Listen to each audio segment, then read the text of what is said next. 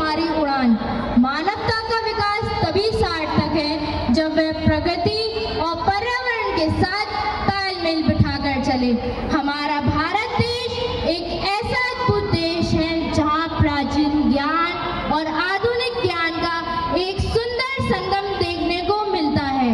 वेदों का ज्ञान केवल वैदिक धर्म तक ही सीमित नहीं है, बल्कि यह एक पूर्ण जीवन शैली है जिसके अनुसार हम अपनी प्राचीन परंपराओं, आयुर्वेद, योग आदि को विज्ञान एवं तकनीक के साथ जोड़कर सतत विकास की ओर बढ़ें तो भारत पुनः विश्व गुरु बनने की राह पर अग्रसर हो सकता है। हरियाली जहाँ की संस्कृति है, विकास जहाँ का संकल्प, प्रकृति को बचाकर। क्या वो आकाश में है या फिर जल में? किसे पता, किसे पता, किसे पता।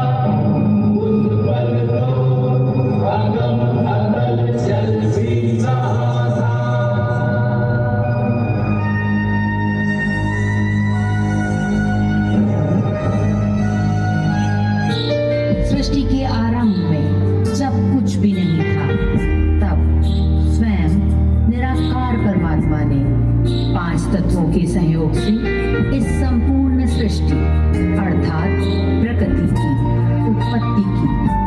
उसी सर्वशक्तिमान निराकार परमात्मा को भगवान कहकर पुकारते हैं।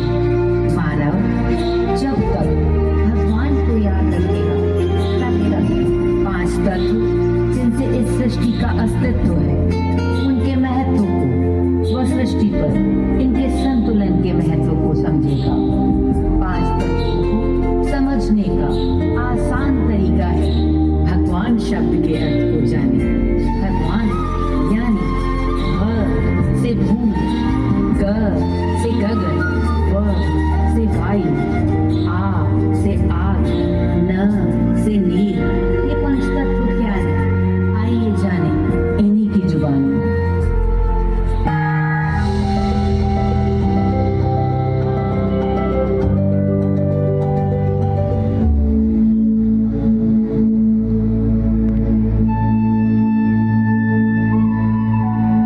मैं धरा जीवन का आधार, बनता है जिसके आंचल में पोषण अपार।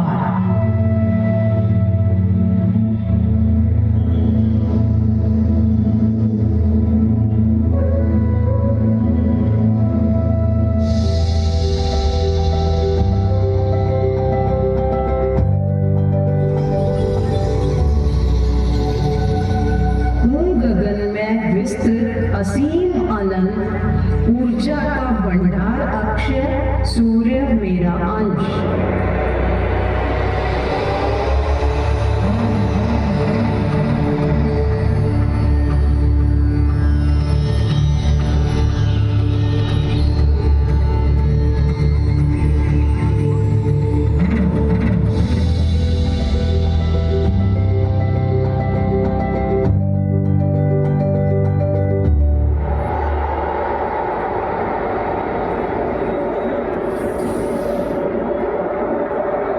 वायु से ही चेतना, वायु से ही श्वास, अदृश्य हूँ फिर भी मुझ में है प्राणों का आवाज।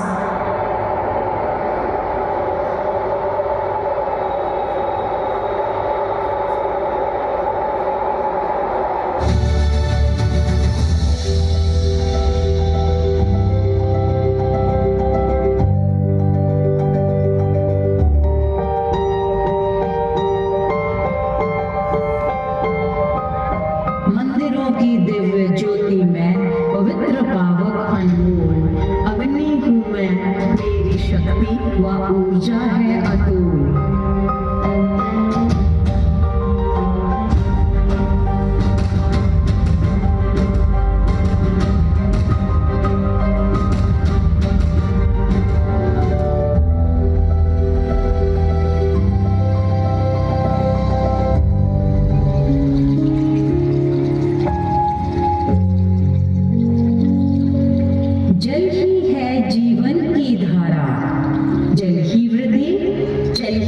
नजदीक मेरे बिना प्रकृति का अस्तित्व नाकारा।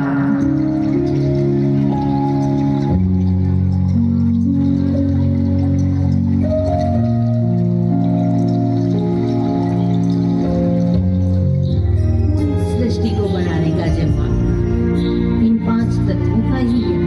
जब ये एकत्रित होते हैं तब जीवन पैदा होता है और ये शरीर चलायमान होता है।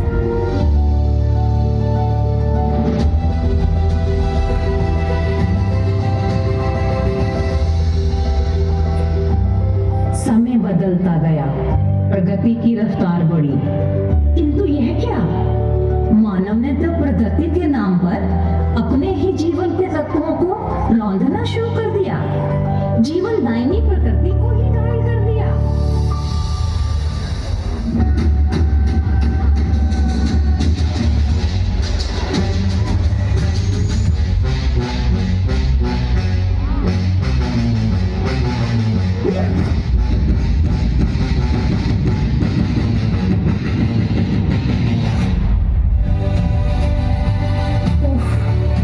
ये प्रगति नहीं, ये पतन है, ये विकास नहीं, ये विनाश है। नहीं नहीं, मानव को समझना होगा, भविष्य बचाने के लिए प्रकृति की ओर लौटना होगा, प्रकृति के साथ मिलकर ही विकास की ओर बढ़ना होगा। प्राकृतिक ही नहीं, शारीरिक पंचतत्वों के संतुलन के लिए आयुर्वेद व योग को अपनाना होगा। हरित ऊर्जा और सौर ऊर्जा की ओर कदम उठाना होगा। अधिक से अधिक वृक्ष लगाने होंगे, वनस्पतियों को बचाना होगा। सतत विकास वही जो प्रकृति से टकराए नहीं, अपितु प्रकृति के ज्ञान को विज्ञान में सहेज दे। किंतु कैसे समझे मानव? कौन होगा अग्रणी? कौन? तो हम भारत माँ के बच्चों ने मन में यह ठाना है, अग्रणी होकर आवाज उठाकर विश्व को यह बताना है। हिम्मत जुटाकर एकजुट होकर सशक्त कदम उठाना है। धरती माँ की नदियों को संजोकर नष्ट होने से बचाना है, क्योंकि